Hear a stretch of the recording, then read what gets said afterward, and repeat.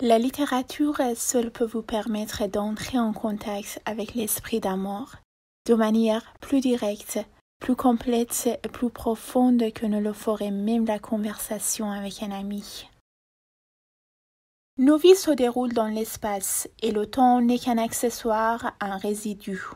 Si je conserve une mémoire photographique inutilement nette des lieux où ont pris place les événements de ma vie, je ne parviens à les situer dans le temps que par des recoupements laborieux approximatifs.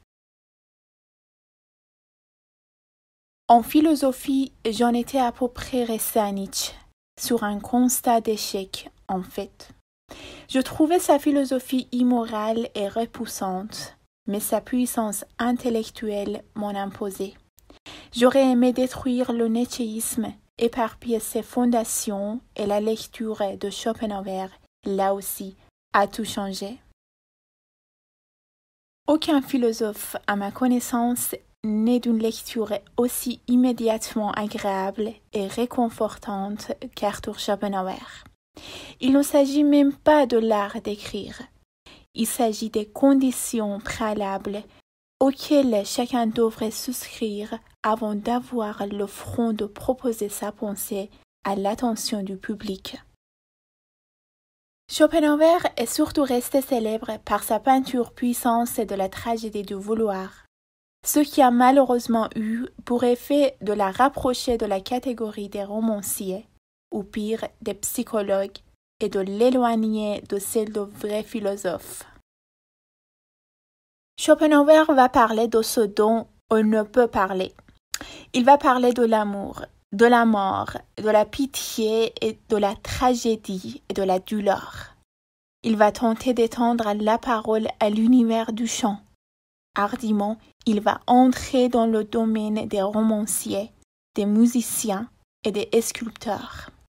Il ne le fera pas sans tremblement, car l'univers des passions humaines est un univers dégoûtant, souvent atroce, où rôde la maladie, le suicide et le meurtre. Mais il le fera et il ouvrira à la philosophie des terres neuves. Schopenhauer va devenir le philosophe de la volonté et sa première décision au moment d'entrer dans ce nouveau domaine sera d'utiliser l'approche très inhabituelle pour un philosophe de la contemplation esthétique. Une œuvre d'art, dont la conception de Schopenhauer est une sorte de production de la nature. Elle doit avoir en commun avec elle la simplicité de dessin, l'ingénuité. Sur le plan esthétique, comme sur bien d'autres, la pensée de Nietzsche n'est rien d'autre que l'exact contre-pied de celle de Schopenhauer. Il poussera même le ridicule jusqu'à donner un sens général à la célèbre phrase de Stendhal. La beauté est une promesse de bonheur, alors que celle-ci concerne, de toute évidence, la beauté féminine, et que Stendhal aurait pu plus exactement écrire. L'érotisme est une promesse de bonheur. Nombre des métaphores les plus impressionnantes de Schopenhauer et à vrai dire de la littérature tout court sont empruntées par lui à l'univers du théâtre. Sur une scène de théâtre, le monde comme représentation est réduit à sa plus simple expression, le décor. Le réaliste, dans son principe, ne peut devenir un objet de contemplation esthétique. Il peut être réduit à rien sans inconvénient notable. Il n'a quand il existe d'autre fonction que de mettre en relief le véritable enjeu de la pièce, le conflit des passions.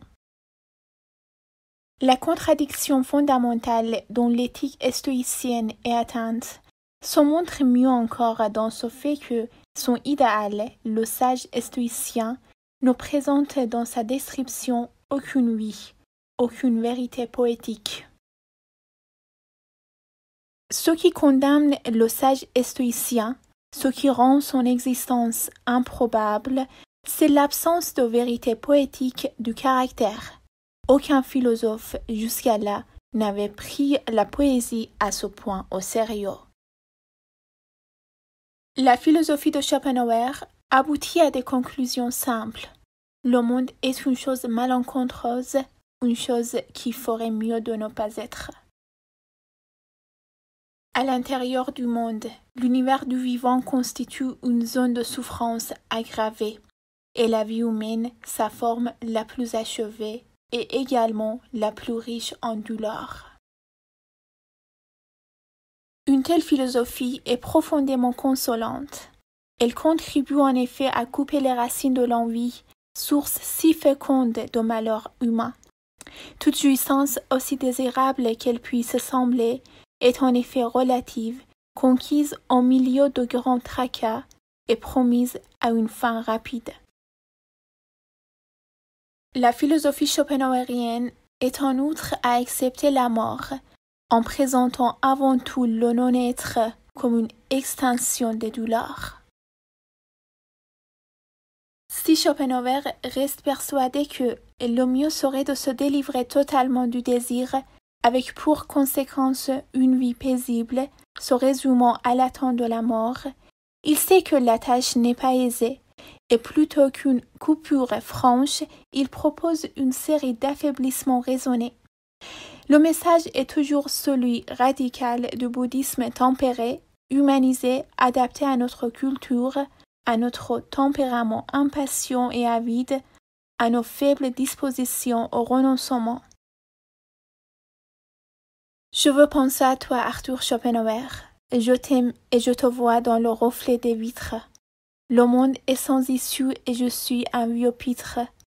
Il fait froid, il fait très froid. Adieu la terre.